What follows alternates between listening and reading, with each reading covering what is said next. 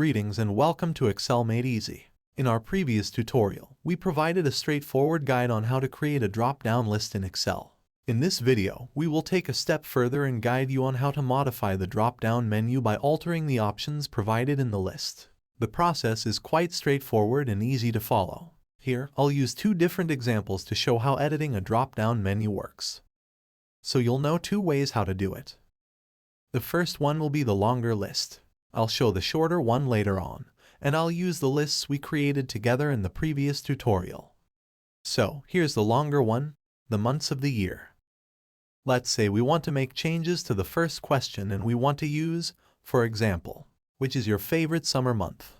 Instead, our items now include months that are irrelevant. The list of 3 summer months will do for this question. What we need to do is edit the list according to this.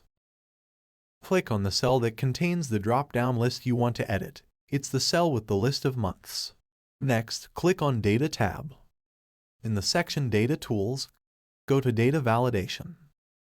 In the pop-up window that appeared, go to the tab Settings and click into the box Source. Excel will take you to the location of the source cells for this drop-down list.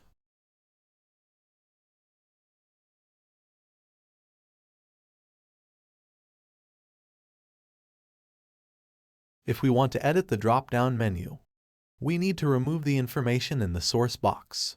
Highlight it and press Delete. Now we'll select only the months we need, the summer months June, July, and August. You can notice how the information in the section source changed, too. The list is now made of the data contained in the cells A6 to A8. Double-check whether everything is correct and confirm with OK. Ta-da! The drop-down menu has been edited and there are only those 3 options that we wanted to show. You can use these steps to edit the list in whatever way you need. The drop-down menu will display only the items present in the cells you included as the source. And now we can have a look at the other way. How to edit the shorter list containing only yes and no. We might want to expand the menu and add maybe on the list. We'll follow the first couple of steps as in the previous example. Click on the cell with the drop-down list, go to Data, then Data Validation. As you can see, the source here is not a range of cells, but specific text. So it's alright if you just type in maybe at the end of the line and don't forget to separate it with a comma.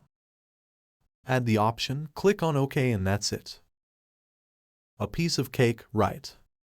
The second list has been updated. Make sure not to miss out on the valuable opportunity to acquire the skill of removing a drop-down list in Excel by tuning into our upcoming tutorial video on Excel Made Easy. If you have found this video to be beneficial, kindly show your support by liking and subscribing to our channel for more useful videos on Excel Made Easy. Explore our collection of tutorials that simplify Excel usage for you. Thank you for watching. We look forward to seeing you soon in our next video.